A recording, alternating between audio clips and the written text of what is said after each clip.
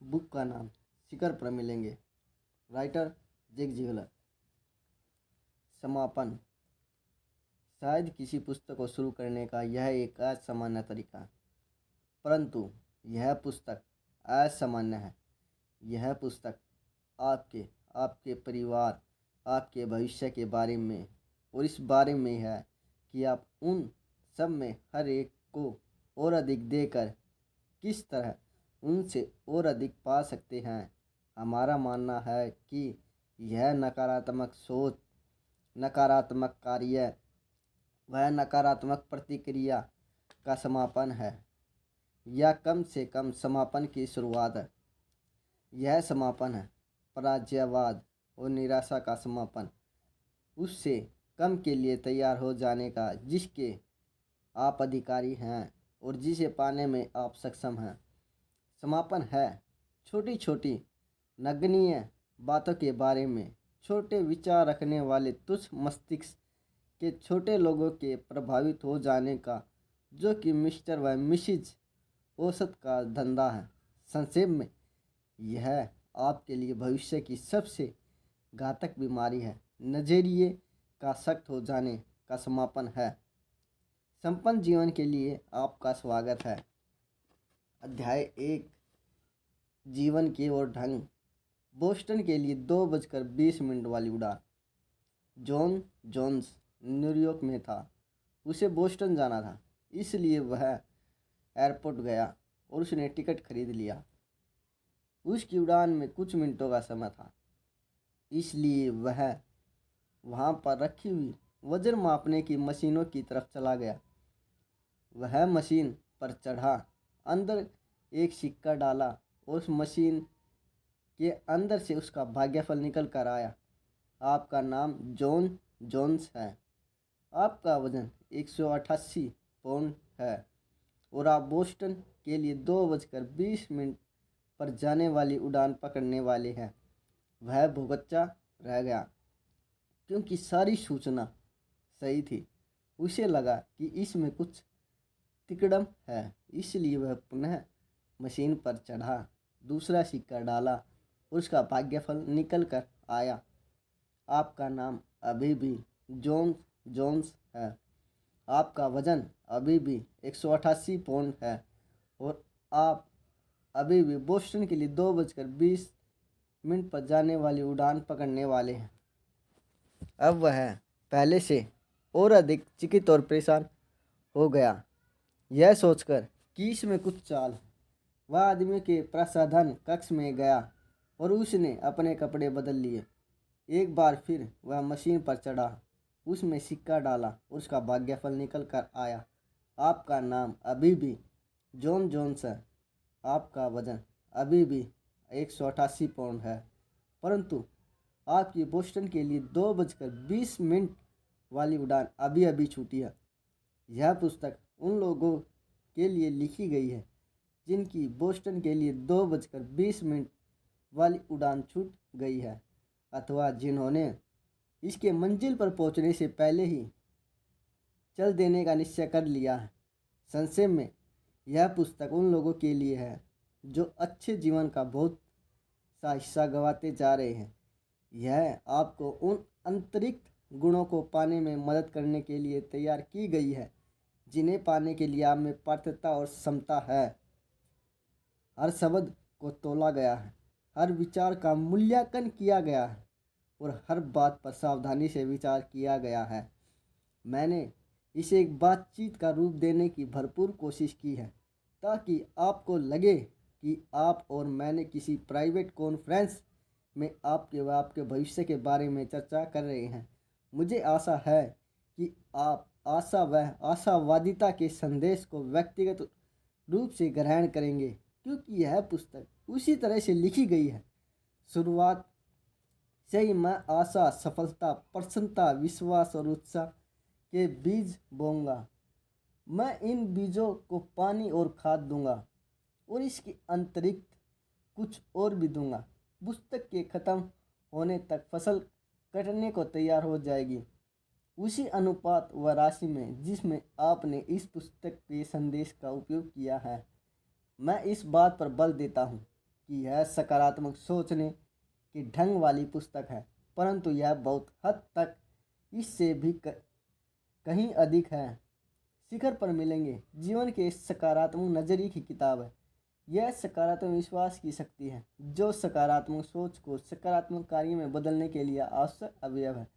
चूँकि मनुष्य त्रियामी है, भौतिक, मानसिक व आध्यात्मिक, इसलिए हम संपूर्ण व्यक्ति के बारे में बात करेंगे। यही एकमात्र रास्ता है संपूर्ण सफलता को पाने का, जिसे मैं बाद में परिभाषित करूँगा। क्या एक तस्वीर की उपयोगिता 10,000 शब्दों के बराबर है? किसी व्यक्ति ने कहा था कि एक तस्वीर की उपयोगिता 10,000 शब्दों के बराबर है। हजारों लोगों ने उसके शब्दों को दोहराया और लाखों लोगों ने उसके शब्दों पर विश्वास किया। तथापि यह मेरी व्यक्तिगत धारणा है कि जो पुरुष या महिलाएं इस कथन का विश्वास करते हैं, उन्होंने कभी लिंकन का गेटिसबर्ग भाषण अथवा बिल ऑफ राइट्स वस्तुतः नहीं पढ़ा, न ही उन्होंने 23वीं स्तुति को पढ़ा और समझा अथवा लीडर्स प्रेयर की प्रार्थना नहीं की। इन रचनाओं में शब्द है, सिर्फ शब्द, परंतु वे शब्द जिन्होंने राष्ट्रीय की नीति, इतिहास का पथ और करोड़ों लोगों का जीवन बदल दिया।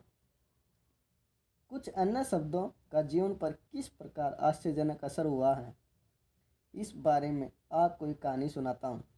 कई वर्षों पहले एक film a man called Peter का निर्माण हुआ। इसके एक दृश्य को मैं कभी भी नहीं भूल पाऊंगा। मीटर मार्शल का अभिनय करने वाला व्यक्ति विश्वास व आस्था पर धार्मिक संदेश दे रहा था। जब दृश्य खत्म हो गया तो कैमरा घूमता रहा। फिल्म के बहुत से पात्र अभिनेता को उस शानदार अभिनय के लिए बधाई देने हेतु अपनी सीट से उठे।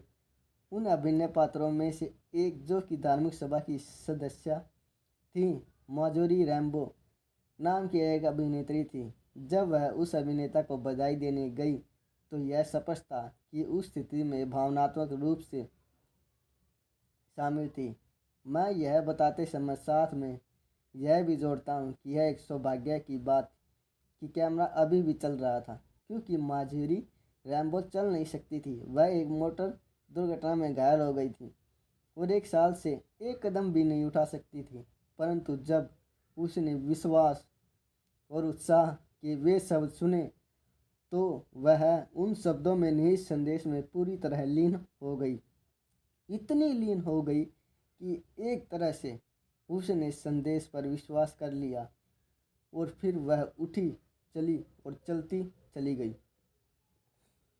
मेरे कहने का मतलब यह नहीं है कि इस पुस्तक के शब्द विश्वास का इतिहास बदल देंगे या उनका प्रभाव मार्जोरी रैम्बो की कहानी जितना आश्चर्यजनक होगा। तथापि मैं पूरी तरह से विश्वास करता हूँ कि यह सिद्धांत आपके लिए पर्याप्त अंतर पैदा कर सकते हैं। जीवन के हर क्षेत्र से कई हजार बिना मांगे प्रमाण इस तथ्य की पुष्टि करते हैं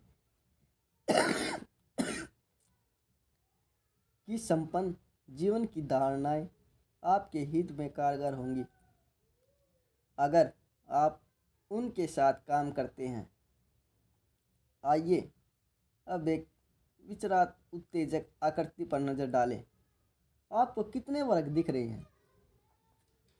अगर आपने 16 कहा तो आपके साथी बहुत है। अगर आपने 17 कहा तो आप चुनिंदा समूह में हैं, परंतु आप अभी भी गलती पर हैं।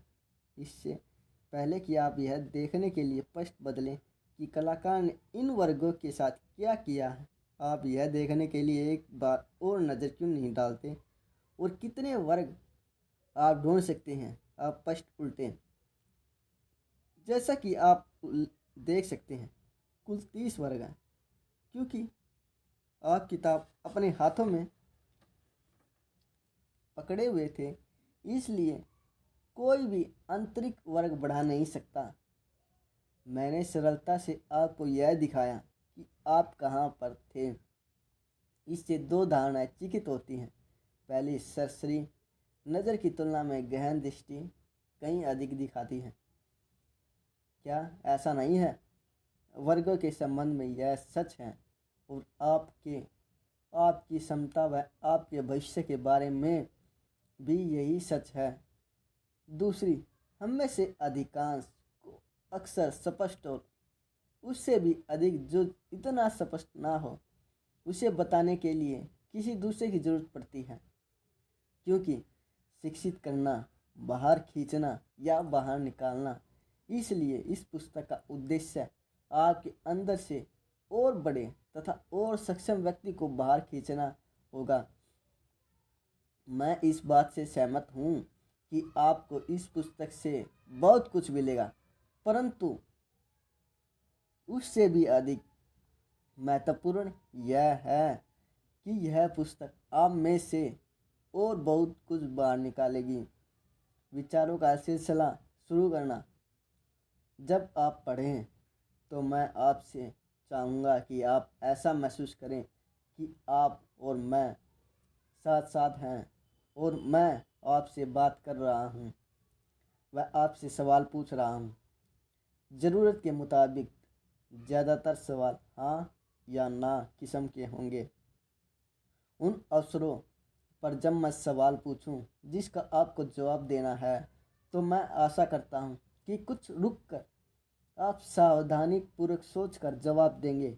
आशा है आप इस बात के प्रति परेशान नहीं होंगे कि आप कितनी जल्दी इस पुस्तक को पढ़कर इससे बाहर आ जाते हैं, बल्कि यह पुस्तक आप में से कितना बाहर निकाल पाती है। आपका पहली बार पढ़ना संभवतः सबसे तेज होगा, परंतु उसके बाद फिर पढ़ने से आपको आंतरिक प्रेरणा व जानकारी प्राप्त होगी जो आपके जीवन के संपन्न तरीके से तुरंत लाभ प्रदान करेगी। इस बात की संभावना बहुत होती है कि किसी वक्ता को सुनते हुए, किसी पुस्तक को पढ़ते हुए अथवा कोई रिकॉर्डिंग सुनते हुए आप कुछ ऐसा सुन लें या पढ़ लें जिससे आपकी कल्पना का सिलसिला शुरू हो जाए। उन अवसरों पर आप संभवतः सोचें, इससे मुझे याद आया अथवा इससे मेरे मन में एक विचार आया है। जो ख्याल या विचार इस समय आपके मन में इतना स्पष्ट है, उसे बाद में कोशिश करने पर भी अक्सर आप याद नहीं कर पाते, क्योंकि अधिकांश आदमियों के यही लक्षण है। इसलिए मैं आपसे एक ट्रिगर पेज नोटबुक रखने का आग्रह करता हूँ। मैं समापन स्टेनोग्राफी पैड का सुझाव देता हूँ, क्योंकि इसका आकार लगभग इस पुस्तक जितना होता है और इसे लेकर चलना आसान होगा। इसके पृष्ठों को जैसे हमने ट्रिगर पेज के नमूने में दिखाया है उसी प्रकार बांट लें। तीर के निशान सहायक होंगे, परंतु वह आवश्यक नहीं। ट्रिगर पेज नोटबुक को शिखर पर मिलेंगे। पुस्तक की अपनी प्रति के साथ रखें, क्योंकि जब आप पुस्तक पढ़ेंगे तो इससे आपको बहुत से विचार और ख्याल आएंगे। जब भी ऐसा हो तो मैं आपसे आग्रह है कि आप पढ़ना बंद करके ट्रिगर पेज को खोलकर उस पर अपने प्रत्येक विचार को जैसा वह मन में आया है वैसा ही नोट कर लें। इससे आप सक्रिय पाठक के रूप में लगे रहेंगे, अपनी चेतना का और अधिक उपयोग करेंगे और इससे आपको और अधिक ध्यान केंद्रित करने में मदद मिलेगी। एक कवि ने इसे और अधिक संक्षेप में कहा था, मैं सुनता हूँ और मैं भूल जाता हूँ, मैं देखता हूँ और सुनता हूँ तथा मुझे याद रहता है तथा मुझे याद रहता है। तथापि जब मैं देखता हूँ, सुनता हूँ और करता हूँ तो मैं समझता हूँ और सफल होता हूँ। एक बारी फिर, मैं सुनता हूँ और भूल जाता हूँ, मैं देखता हूँ और सुनता हूँ तथा मुझे याद रहता है। तथापि जब मैं देखता हूँ, सुनता हूँ और करता हूँ तो मैं समझता हूँ और सफल होता हूँ। तो रोचक बात यह है कि जब आप इस पुस्तक को दोबारा पढ़ेंगे तो आपको पहले की तुलना में अधिक विचार आएंगे। यह विशेष रूप से तब सच है जब आप अपने दिन की गतिविधियां शुरू करने से पहले और रात को सोने से पहले हर रोज कुछ मिनटों के लिए पढ़ें। यह वास्तव में हमारी पुस्तक है। मेरा सुझाव है, आप अपने विचारों को रिकॉर्ड करने के लिए एक लाल व एक काले टिप का पेन रखें। जब आप पहली बार पुस्तक पढ़ें तो ट्रिगर पेज के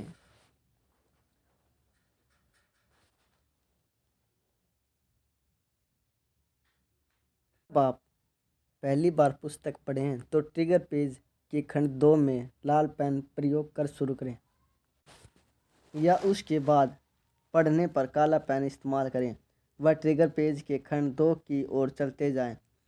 आप सांकेतिक रूप से जीवन की लाल स्याही की ओर से काली स्याही की ओर बढ़ते जाएंगे। मेरा आपसे यह भी आग्रह है कि पुस्तक के जो हिस्से आपके लिए अर्थपूर्ण हो उनके नीचे लाइन खींचें और निशान लगाएं लें। यह निशान आपके रिकॉर्ड किए गए विचारों के साथ मिलकर इस पुस्तक को आपकी अपनी पुस्तक बना देगा। यह इतनी व्यक्तिगत हो जाएगी कि आप इसे निरंतर संदर्भ के स्रोत के रूप में रखेंगे और प्रयोग करेंगे। यह काफ़ी महत्वपूर्ण है क्योंकि कोई भी इतना कुशल नहीं है कि वह हर उस चीज़ को जिसे वह जानता है याद रख सकें। इसका यह भी अर्थ है कि आपने और मैंने मिलकर यह पुस्तक लिखी है जो इसे हमारी पुस्तक बना देता है। यह एक विजयी पुस्तक होनी चाहिए ना। आप जो चाहते हैं उसे पाने के लिए आपको क्या करना है? एक संतुलित सफलता के लिए जिसमें स्वास्थ्य, धन व खुशी शामिल है, ईमानदारी, चरित्र, विश्वास, सत्यनिष्ठा, प्यार और एकनिष्ठा के नींव के पत्थर जरूरी हैं।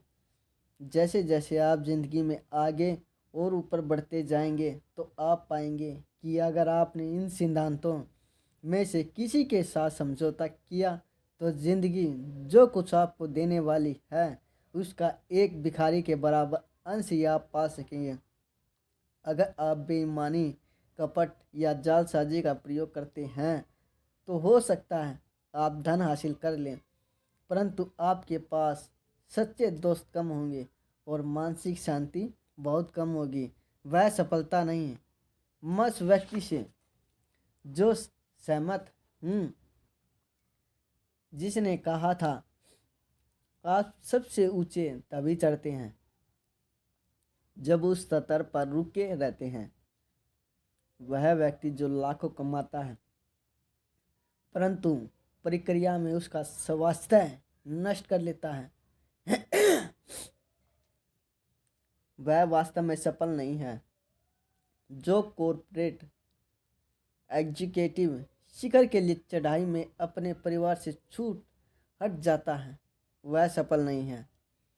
वह इसे अपने साथ नहीं ले जा सकता और छोड़ेगा भी तो किसके लिए? मेरी आयु जितनी अधिक होती जाती है और जितने सफल लोगों से मैं मिलता जाता हूँ उतना ही मुझे विश्वास होता जाता है कि ये नींव के पत्थर हमारे शास्त्र गार में सफलता के सबसे महत्वपूर्ण स्तर हैं। किसी भी विषम या आपातकालीन स्थिति में वे जिनके साथ हम व्यवहार करते हैं और जिनके ऊपर हमारा स्वास्थ्य, धन व खुशी निर्भर है अधिक जल्दी से काम करेंगे और अधिक पूर्णता से सहयोग देंगे।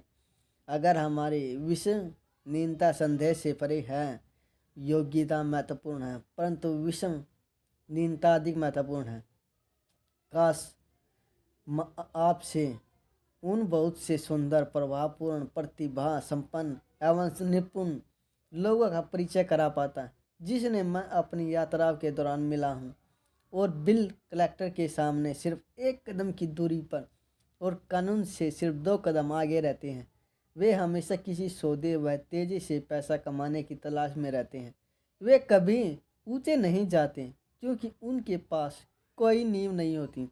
दूसरे लोग जिनके पास ठीक आधार होता है वे भी तय खाने में जीते हुए रहते हैं या उस आधार पर मुर्गी के मंडैया बना कर रह जाते हैं।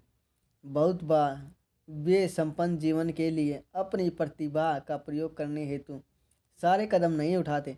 दूसरे यह महसूस नहीं करते कि सफलता के लिए वास्तविक अवसर व्यक्ति के अंदर निहित होता है, न कि कार्य के अंदर।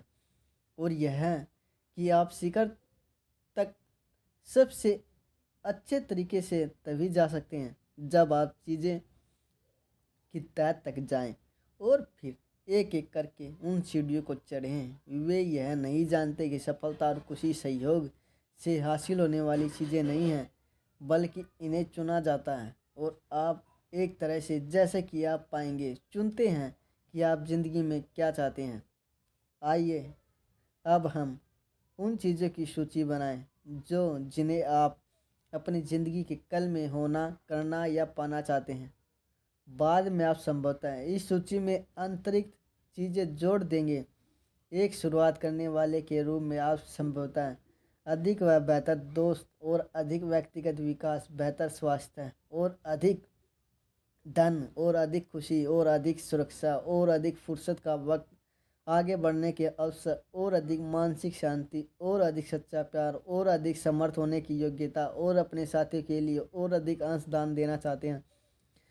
अगले पृष्ठ पर शिखर पर ले जाने वाला आपका व्यक्तिगत सीढ़ियों का रास्ता है, जो आपको आने वाले कल के एग्जीक्यूटिव स्वीट्स तक ले जाएगा, जिसके दरवाजे पर वे सब चीज़ें अंकित हैं जिन्हें आप चाहते हैं अथवा जिन्हें और अधिक चाहते हैं। रास्ते पर बने रहने में आपकी मदद के लिए हम इस सीढ़ियों के रास्ते का अक्सर प्रयोग करेंगे। हो सकता है आपको यह बताने की ज़रूरत ना हो कि जिन चीज़ों को आप चाहते हैं उन्हें पाने के लिए आपको किन लक्षणों और गुणों की ज़रूरत है, परंतु मेरा मानना है कि एक मनुष्य की तरह आपको भी यह याद दिलाने की ज़रूरत है। संभवतः कुछ और भी चीज़ें हैं जिन्हें आप चाहते हैं, परंतु मुझे विश्वास है कि यदि आपको वे चीज़ें मिल गई जिन्हें हमने सूचीबद्ध किया है, तो आपका जीवन संपन्न और परितोषपूर्ण हो जाएगा।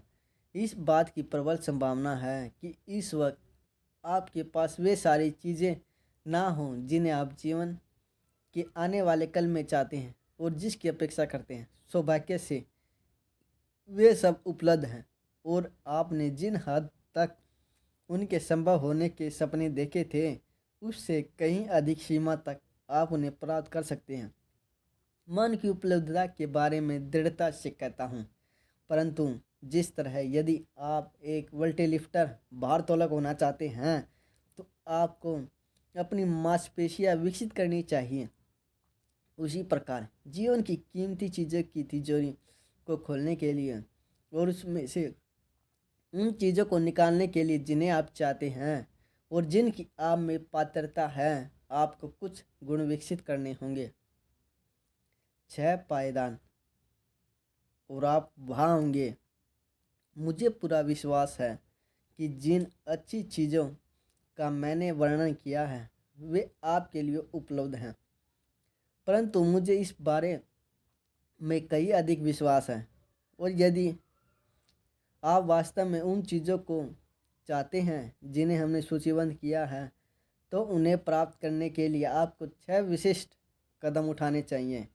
यह अत्यंत महत्वपूर्ण है कि आप इसे समझ लें, क्योंकि जिस तरह से कोई बेसबॉल का खिलाड़ी खेल से बाहर हो जाएगा यदि उसने सभी बेस लाइनों को ना छुआ, उसी तरह यदि आप इन पायदानों में से किसी को भी छोड़ेंगे तो आप बाहर हो जाएंगे।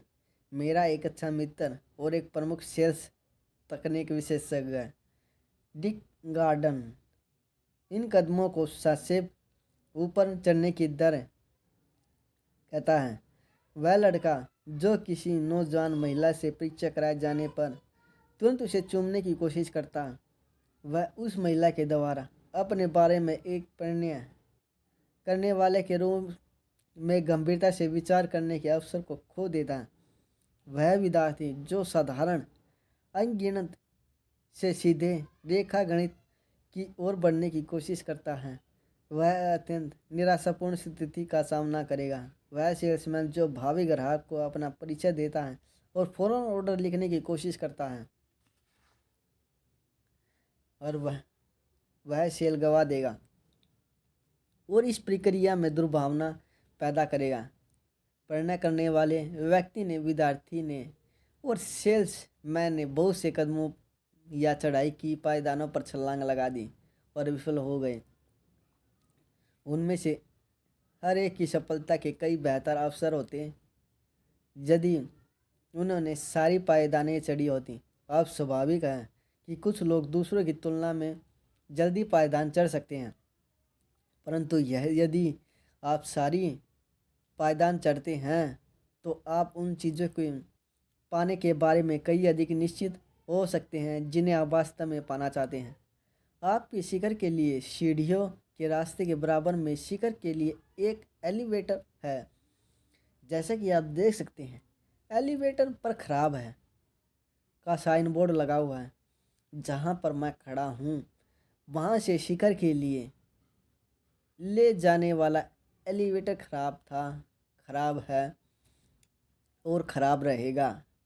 शिखर पर पहुँचने के लिए सेल्स एग्जीक्यूटिव जॉन हैमंड के अनुसार आपको सीढ़ियों के रास्ते से जाना होगा और आपको उन सीढ़ियों को एक वक्त में एक एक करके चढ़ना होगा। सौभाग्य से वे आपके बिल्कुल सामने हैं, इसलिए आप जानते हैं कि वे कहाँ हैं, वे क्या हैं और शिखर पर पहुंचने से पहले आपको कितनी सीढ़ियाँ चढ़नी चाहिए।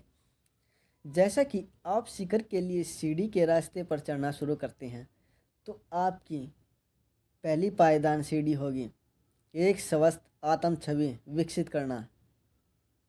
दूसरी सीढ़ी दूसरे लोगों के मूल्य व योग्यता की पहचान करना और उनके साथ प्रभावकारी ढंग से रहना व काम करने की ज़रूरत को पहचानना। आपको एक मकान बनाने के लिए योजना की ज़रूरत होती है। जीवन बनाने के लिए योजना व ध्येय का होना और ज़्यादा महत्वपूर्ण है।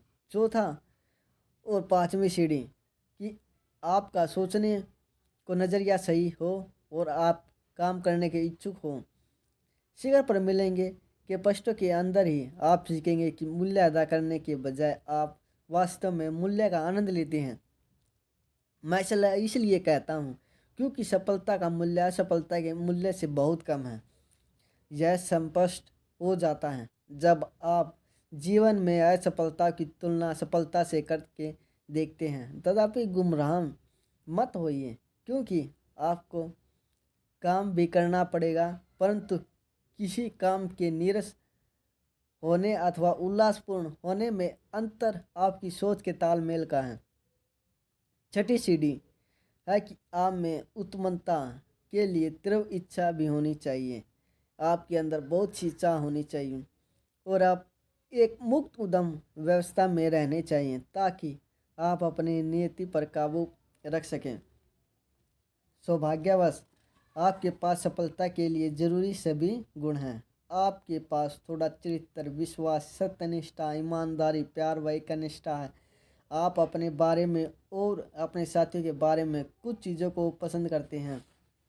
आपके पास कुछ दया है, कुछ सही सोचने का नज़रिया है और जाहिर है कि आप कुछ काम भी करते हैं और कुछ इच्छा भी। वास्तव में आपको बस इतना करना है कि आपके पास जो है उसका प्रयोग करें और हर एक गुण को बढ़ने का मौका दें, क्योंकि जो कुछ आपके पास है उसका जितना अधिक आप उपयोग करते हैं उतना ही अधिक उपयोग करने के लिए आपको मिलता है। इसके अलावा किसी पुरुष या महिला के सफल होने में बहुत कुछ नहीं लगता, बस उस व्यक्ति या आपके पास जो कुछ है वही सब कुछ लगता है। दो कहानियों में निहित संदेश इस बात को स्पष्ट कर देगा। एक नौजवान दंपति ने जो किसी देहाती सड़क पर भटक गया था, एक बूढ़े किसान को देखा और अपनी कार रोककर उससे एक सवाल पूछा, श्रीमान, क्या आप हमें बता सकते हैं कि यह सड़क हमें कहाँ ले जाएगी? बिना किसी हिचकिचाहट के बूढ़े किसान ने कहा, बेटा, यह सड़क आपको दुनिया में कहीं भी ले जाएगी जहाँ आप जाना चाहते हैं। अगर आप सही दिशा में चल रहे हैं, आप सही सड़क पर हो सकते हैं और फिर भी कुचले जा सकते हैं अगर आप गतिहीन खड़े हुए हैं। एक नौजवान एग्जीक्यूटिव अगले दिन की एक महत्वपूर्ण मीटिंग के लिए कुछ कार्य पूरा करने हेतु घर ले आया। हर बार कुछ मिनटों के बाद उसका 5 वर्षीय बेटा उसके विचारों की श्रृंखला को तोड़ देता था। ऐसी कई रुकावटों के बाद उस नौजवान एग्जीक्यूटिव को शाम का अखबार दिखाई दिया जिस पर दुनिया का नक्शा बना हुआ था। उसने वह नक्शा लिया और उसे कई टुकड़ों में फाड़ा और अपने बेटे से उस नक्शे को फिर से एक साथ जोड़ने के लिए कहा। उसने सोचा कि इससे यह छोटा बच्चा लंबे समय तक के लिए व्यस्त हो जाएगा और उतनी देर में वह अपना काम पूरा कर सकेगा। तथापि लगभग 3 मिनटों में उस बच्चे ने रोमांचित होकर अपने पिता को बताया कि उसने वह काम खत्म कर लिया है। नौजवान एग्जीक्यूटिव अचंभित हो गया और उसने बच्चे से पूछा कि उसने इसे इतनी जल्दी कैसे कर लिया। छोटे बच्चे ने कहा कि उसकी दूसरी ओर एक आदमी की तस्वीर थी, इसलिए मैंने बस उल्ट कर आदमी को जोड़ दिया। जब आदमी ठीक हो गया तो दुनिया ठीक होगी। यह बताने की जरूरत नहीं कि आप जब खुद को ठीक कर लेंगे तो आपकी दुनिया भी ठीक हो जाएगी। विचार: आपको शिखर पर पहुंचने के लिए सभी सीढ़ियां चढ़नी होंगी, परंतु आपको उन पर घोंसला बनाने की जरूरत नहीं है। जैसा कि किसी आदमी ने कहा था, बलूत के पेड़ पर चढ़ने के 2 तरीके हैं। आप उस पर चढ़ सकते हैं अथवा आप बलूत के बीज पर बैठ सकते हैं। यह पुस्तक आपको उस पर चढ़ने में मदद करने के लिए लिखी गई है। अध्याय 2: समय अब है। आप चतुर और निधन हो सकते हैं। कई वर्षों पहले ओकलाहोमा की किसी भूमि में, जो कि किसी बूढ़े भारतीय की थी, तेल खोजा गया। अपनी पूरी जिंदगी वह बूढ़ा भारतीय गरीबी में रहा था, परंतु तेल की खोज ने उसे अचानक धनवान बना दिया। उसने जो काम सबसे पहले किया उनमें अपने लिए एक बड़ी कैंडलिक टूरिंग कार खरीदना भी था। उन दिनों टूरिंग कारों में पीछे की ओर 2 अंतरिक्ष टायर होते थे। तथापि वह बूढ़ा भारतीय उन क्षेत्र में सबसे लंबी गाड़ी चाहता था, इसलिए उसने 4 और अंतरिक्ष टायर जोड़े। उसने अब्राहम लिंकन जैसा एक स्टोव पाइप हैट और एक बोट टाई खरीदी तथा अपनी वेशभूषा के सामान को एक बड़े काले शिगार के साथ पूरा किया। वह रोजाना नज़दीक के गर्म धूल भरे छोटे से कस्बे ओकलाहोमा में अपनी कार से जाता। वह हर किसी को देखना और देखना चाहता था। वह मित्रवत बूढ़ा व्यक्ति था, इसलिए कस्बे से गुजरते हुए हर किसी से बात करने के लिए दाएं और बाएं दोनों ओर घूमता था। सच तो यह है कि वह चारों ओर घूम घूम कर लोगों से बात करना चाहता था। रोचक बात यह है कि उसने ना कभी किसी को टक्कर मारी, ना किसी के ऊपर अपनी कार चढ़ाई। उसने कभी किसी को शारीरिक क्षति या किसी की संपत्ति को क्षति नहीं पहुंचाई। कारण बिल्कुल स्पष्ट था। उस बड़ी खूबसूरत कार के ठीक सामने 2 घोड़े उसे खींच रहे होते थे। इंजन चालू कर दो, स्थानीय मैकेनिक ने बताया कि कार के इंजन में कोई खराबी नहीं थी, परंतु उस बूढ़े भारतीय ने कभी सीखा ही नहीं कि किस तरह चाबी को लगाकर उसका इंजन चालू किया जाए। कार के अंदर 100 घोड़े तैयार थे और चलने को उत्सुक थे, परंतु वह बूढ़ा भारतीय बाहर की ओर 2 घोड़ों का इस्तेमाल कर रहा था। बहुत से लोग बाहर के 2 घोड़े ढूंढने की गलती करते हैं, जबकि उन्हें अंदर की ओर देखना चाहिए जहां उनके पास 100 से भी अधिक घोड़े हैं। मनोवैज्ञानिक बताते हैं कि हमारी उपलब्धता योग्यता हमारे द्वारा प्रयोग की जाने वाली योग्यता की दर भी इसी प्रकार है, 2 से 5%। ओलिवर वेंडल होमस ने कहा था, अमेरिका में सबसे बड़ी त्रासदी प्राकृतिक संसाधनों की बहुत अधिक बर्बादी नहीं है, हालांकि यह दुख भरी बात है। सबसे बड़ी त्रासदी मानव संसाधन की बर्बादी है। मिस्टर होम्स ने बताया कि औसत व्यक्ति अपने संगीत को अपने अंदर ही रखे हुए अपनी कब्र तक पहुंच जाता है। इसलिए दुर्भाग्यवश मधुरतम संगीत रचनाएं वह हैं जो बची ही नहीं। बहुत लंबे समय तक मैं सोचता था कि किसी व्यक्ति के जीवन काल में सबसे दुख भरी बात यह होगी कि जब वह मृत्युशैया पर हो तब उसे पता चले कि उसकी ज़मीन में तेल का कुआं या सोने की खान है। अब मैं जानता हूँ कि व्यक्ति के अंदर उससे भी कई गुनी बढ़ी हुई दौलत को ना खोज पाना उससे अनंत गुणा बदतर है। जैसा कि मेरा एक अच्छा मित्र मेजर रूबेन शिवरलिंग कहा करता है कि एक पैसे और $20 के सोने के टुकड़े का एक ही मूल्य है अगर वे समुद्री तली में पड़े जंग खा रहे हैं। मूल्य में अंतर तभी होता है जब आप उन सिक्कों को उठाकर उनका उसी तरह उपयोग करते हैं जैसा प्रयोग उनका होना चाहिए। आपका मूल्य वास्तविक हो जाता है जब आप अपने अंदर पहुंचना और वहां पर उपलब्ध अपार संभवता का उपयोग करना सीख जाते हैं। आप द्वारा इस क्षमताओं का और भरपूर उपयोग करने में आपकी मदद के लिए मैंने यह पुस्तक लिखी है। मुझे उम्मीद है कि इसकी सहायता से आप अपने अंदर की उस सोने की खान या तेल के कुएं को खोज पाएंगे और उसका उपयोग कर पाएंगे।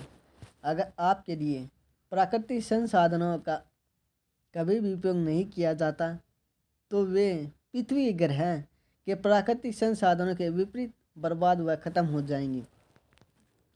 अतः मेरा उद्देश्य आपकी प्रतिभा को और अधिक काम में लगाना है ताकि आप व दूसरे लोग अन्य जो कुछ आपके पास है उसका आनंद ले सकें। आपकी प्रतिभा के बारे में कोई संदेह नहीं है।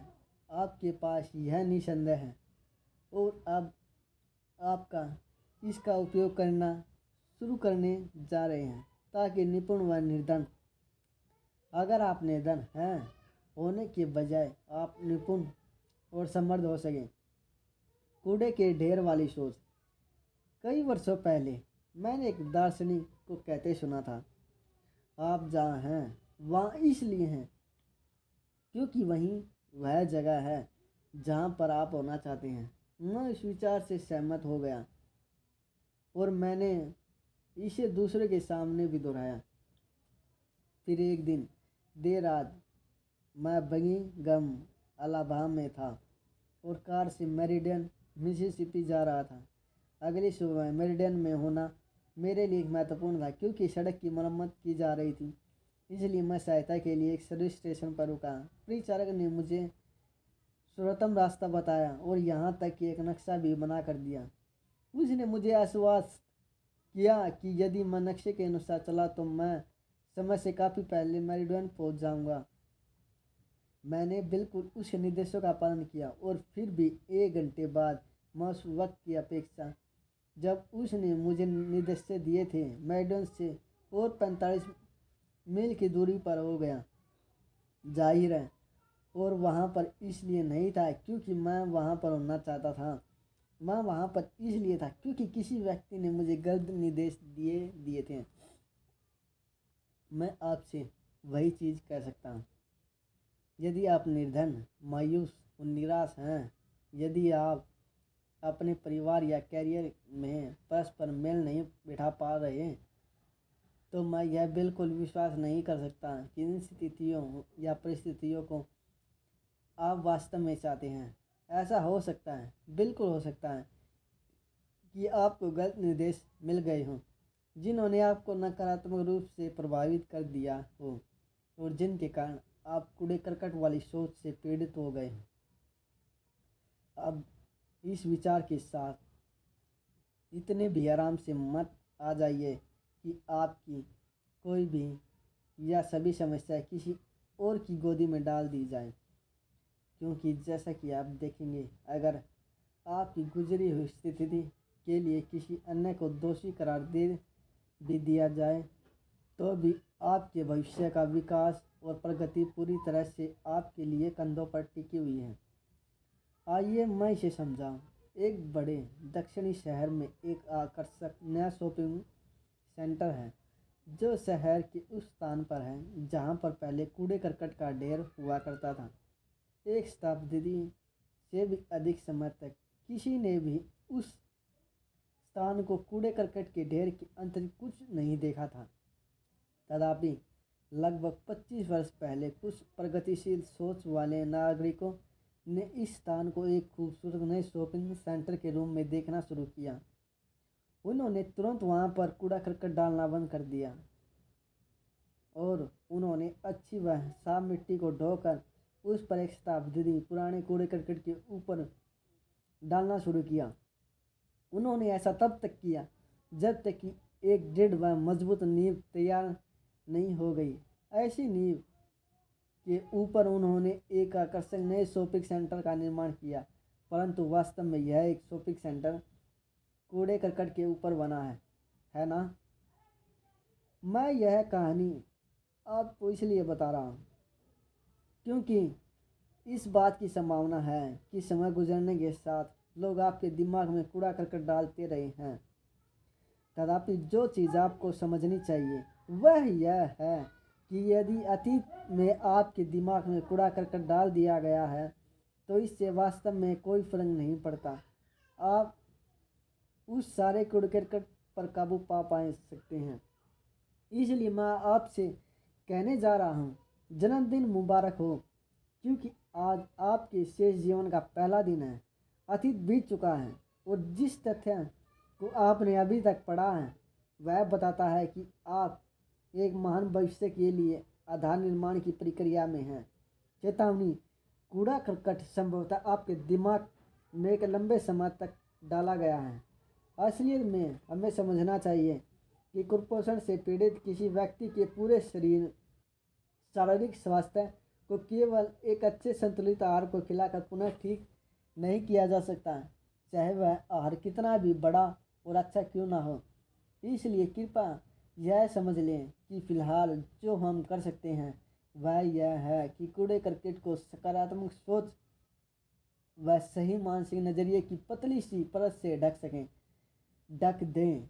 इस बात की संभावना काफ़ी है कि समय समय पर कूड़ा करकट परत के बीच में से अचानक दिखलाई पड़ेगा और आप फिर घटिया सोच से पीड़ित हो जाएंगे। तथापि पढ़ते रहिए, क्योंकि हर एक अध्याय आपके द्वारा आत्मसात कर लिए जाने पर उस कूड़े करकट को गहरा और गहरा दफन कर देगा, जब तक कि आप उस पुराने कूड़े करकट को आखिरकार पूरी तरह दफन ना कर दें। तथापि क्योंकि हम एक नकारात्मक समाज में रहते हैं, इसलिए हमारे साथ हमेशा रोजाना और तौर पर कुछ नया कूड़ा करकट हमारे दिमाग में डाले जाने की समस्या होगी। कोई मित्र, कोई परिचित अथवा कोई दूर से सुनी गई बातचीत हमारे दिमाग फुर्ती से बहुत सारा कूड़ा करकट डाल सकते हैं। हम रेडियो या टेलीफोन चलाते हैं और तेज़ी से कोई और हमारे दिमाग में नया कूड़ा करकट डाल देता है। अब फिर हमारे साथ एक घटिया सोच की समस्या खड़ी हो जाती है। तो फिर अब हम क्या करें? कोच पढ़ते रहे। इस सवाल का जवाब पूरे विस्तार के साथ दूसरे खंड में दिया गया है। इसकी गारंटी देता हूँ। भविष्य अब है।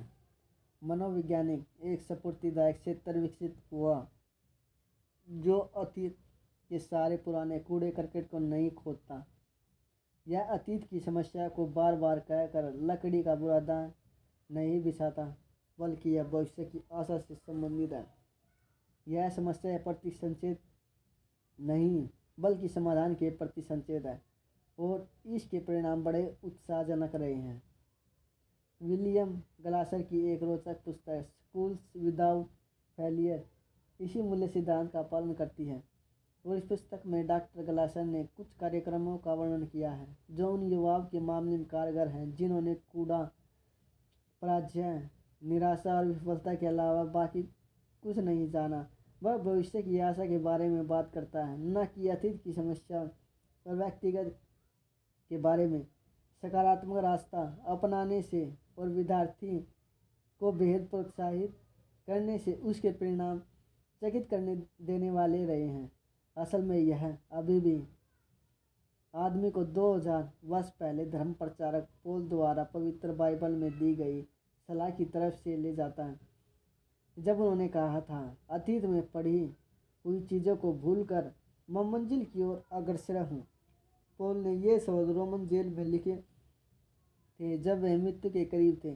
पौल ने इस बात पर बल दिया कि उन्होंने जीवन की लड़ाई जीतने के लिए लड़ी। मेरा दृष्टिकोण भी यही है। मैं भी मानता हूँ कि जीतना ये सब कुछ नहीं है, परंतु जीतने का प्रयास करना जरूरी है। पराजितों व्यक्ति की स्थिरता और बेचारगी। जब कोई व्यक्ति कूड़े करकट के ढेर वाली सोच का शिकार हो जाता है तो लक्षण स्वरूप वह पराजित व्यक्ति की कमजोरियों का एक मिश्रण तैयार कर लेगा। यदि आप कभी फुटबॉल के खेल में शामिल हुए हो या आपने कभी से टेलीविज़न पर देखा हो तो आप जानते होंगे कि पराजित की शिथिलता क्या होती है। संयोगवश जब मैंने पिछली 4 स्थानीय टीम को खेलते हुए देखा तो मैं समझ गया कि वे मुसीबत में फंस गए थे। जब पेंटर से सेंटर एक साफ कैच के लिए इशारा किया, आक्रामक खिलाड़ी रसात्मक खिलाड़ी के पीछे आ गया। उसने गेंद तक पहुंचकर उसे दूसरे खिलाड़ी की ओर बढ़ावा और आखिरी क्षेत्र की ओर बढ़ गया। रक्षात्मक खिलाड़ी जल्दी से संभला और लगन के साथ उसके पीछे लग गया। जब आक्रामक खिलाड़ी आखिरी क्षेत्र से लगभग 20 गज की दूरी पर था तो रक्षात्मक खिलाड़ी ने महसूस किया कि वह गेंद के साथ उस आदमी को नहीं पकड़ पाएगा। स्टैंड में बैठा हर व्यक्ति भी यही जानता था, इसलिए रक्षात्मक खिलाड़ी ने लंगड़ा कर चलना शुरू कर दिया और स्टैंड में बैठे लोगों ने कहा, इसमें कोई ताज्जुब की बात नहीं है कि यह बेचारा खिलाड़ी को पकड़ नहीं पाया। देखो ना, बेचारा लंगड़ा। अब यह उसकी पराजित वाली शिथिलता थी। आपकी क्या है? आपके पास जो योग्यता है उसका उपयोग करने के लिए आपको शुरुआत अपनी पराजित वाली शिथिलता से छुटकारा पाने में करनी चाहिए। पराजित व्यक्ति का एक विशेष कमजोरी है। मैं कोई जन्मजात सेल्समैन या जन्मजात डॉक्टर, वकील, कलाकार, आर्किटेक्ट, इंजीनियर आदि नहीं हूँ। मैं इस बात पर बल देना चाहूँगा, अपनी यात्राओं के दौरान मैंने ऑस्ट्रेलिया के ग्रामीण क्षेत्रों से लेकर उत्तरी अमेरिका और यूरोप के महानगरों तक के समाचार पत्र लिए हैं। मैंने पढ़ा है कि कहाँ पर महिलाओं ने लड़के और लड़कियों को जन्म दिया है, परंतु अभी तक मैंने कहीं यह नहीं सुना, ना ही पढ़ा कि किसी महिला ने किसी डॉक्टर, वकील, कलाकार, इंजीनियर आदि को जन्म दिया है। तथापि मैंने यह जरूर पढ़ा है कि कोई डॉक्टर, वकील, सेल्समैन आदि कहाँ पर मरे हैं, क्योंकि वे पैदा नहीं हुए परंतु मरे जरूर हैं। जाहिर है कि पैदा होने से मरने तक के बीच में कहीं पर वे अपनी पसंद या परीक्षण द्वारा वह बन गए हैं जो वह बनना चाहते थे। क्या आप किसी जन्मजात डॉक्टर को बिना तैयारी के अपने पैर का ऑपरेशन करने की इजाज़त देंगे या किसी जन्मजात वकील को कचहरी में अपनी पैरवी करने देंगे? सच तो यह है, मैंने यह कभी नहीं देखा कि किसी महिला ने कहीं पर सफलता या विफलता को जन्म दिया है। वह हमेशा या तो लड़के को जन्म देती है या फिर लड़की को। यदा कदा मैंने किसी आदमी को खड़े होकर कहते हुए देखा, मैं एक स्वनिर्मित आदमी हूँ। अभी तक मैंने असफल रहे किसी लड़के या लड़की को खड़े होकर यह कहते नहीं देखा, मैं स्वनिर्मित असफल हूँ। आप जानते हैं वे क्या करते हैं? वे अपनी तर्जनी से इशारा करते हुए कहते हैं, मैं अपने माता पिता के कारण असफल या नाखुश हूँ। कुछ कहते हैं, मेरी पत्नी या पति मुझे नहीं समझता। कुछ अपने अध्यापक, व्याख्याता या बॉस को दोष देते हैं। कुछ त्वचा के रंग व धार्मिक अवधारणा से लेकर शिक्षा के अभाव व शारीरिक कमियों तक हर चीज़ को दोष देते हैं। कुछ कहते हैं कि उनकी आयु बहुत अधिक या बहुत कम है, वे बहुत मोटे या बहुत स्लिम हैं, बहुत लंबे या बहुत छोटे हैं, या वे गलत जगह पर रहते हैं, और भी अधिक। अविश्वसनीय रूप से कुछ लोग यहाँ तक कहते हैं कि वे गलत महीने या गलत वर्ष में पैदा हो गए। व्यक्तिगत रूप से मेरा नक्षत्रों में कोई विश्वास नहीं है, परंतु जिसने नक्षत्र बनाए हैं उसमें पूर्ण विश्वास है। मेरा यह भी मानना है कि पराजितों वाली शिथिलता कूड़ा करकट है और जीवन में इसकी प्रचुरता चाहे जितनी हो, आप उसके ऊपर कुछ ठोस रूप से बना सकते हैं। कुछ बल्कि उल्टे सिरे से चलते हैं और कहते हैं कि उनके साथ भेदभाव होता है क्योंकि वे अल्पसंख्यक समुदाय की सदस्य नहीं हैं अथवा महिलाएं नहीं हैं। अभी भी लोग सारे समाज पर उंगली उठाते हैं और अपनी समस्या व सफलता की कमी के लिए हर एक को दोष देते हैं। अब मैं सोचता हूँ कि आप एक चीज़ पर गौर करें। जब आप अपनी तर्जनी से किसी की ओर इशारा करते हैं तो आप पाएंगे कि उससे 3 गुनी संख्या में आपकी उंगलियां वापस आपकी ओर इशारा करती हैं। आपकी सफलता और आपकी खुशी आपसे शुरू होती है। आप इस पुस्तक के संदेश में जितने अधिक तल्लीन होते जाएंगे, उतना ही अधिक आपको यह जान कर खुशी होगी कि आप अपने भविष्य पर नियंत्रण पा सकते हैं। शायद पहली बार आपको अपनी असीम क्षमता की पहचान होगी। उम्मीद के कैदी।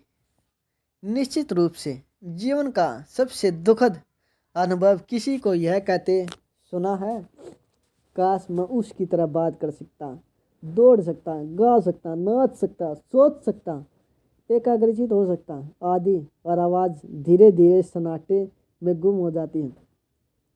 संदेश है, अगर मेरे पास किसी अन्य की योग्यता होती तो मैंने क्या नहीं कर दिया होता। इस सवाल का जवाब दोस्त यही है कि किसी दूसरे की योग्यता से भी आपने कुछ नहीं किया होता। अगर आप उस योग्यता का उपयोग नहीं कर रहे जो पहले से ही आपके पास है, आप अपने आप को बेवकूफ़ बना रहे हैं और यह ईमानदारी नहीं है। अगर आप सावधान नहीं हैं तो आप उम्मीद के कैदियों में से एक हो जाएंगे और जो यूएस के हर शहर में मिलते हैं। यह उम्मीद के कैदी वे लोग हैं जो उम्मीद करते हैं कि किसी दिन सड़क पर चलते हुए या ठेले को उनकी ठोकर लगेगी जिसमें उनका व्यक्तिगत सौभाग्य रखा होगा। वे किसी बड़े अवसर की उम्मीद लगाए रहते हैं जो उन्हें तुरंत ख्याति और सौभाग्य दे देगा। आप उन्हें किसी समुद्र के किनारे पर भी यह उम्मीद लगाए हुए देख सकते हैं कि उनका जहाज रास्ते में है, परंतु मन की गहराई में वे जानते हैं कि वह जहाज कभी बंदरगाह से चला ही नहीं। हाँ, वे उम्मीद के कैदी हैं और ऐसे ही वे लोग हैं जो हमेशा किसी दूसरे की योग्यता या प्रतिभा का सपना देखते रहते हैं अथवा कामना करते रहते हैं। सच्ची बात यह है कि सफलता के लिए जरूरी योग्यता आपके पास पहले से ही है। जिंदगी की कहानी बार बार आपको आश्वस्त करती है कि जो कुछ आपके पास है, यदि आप उसका प्रयोग करेंगे तो आपको उपयोग करने के लिए और मिलेगा। जीवन आपसे यह भी कहता है कि यदि आप इसका प्रयोग नहीं करेंगे तो आप इसे गंवा देंगे।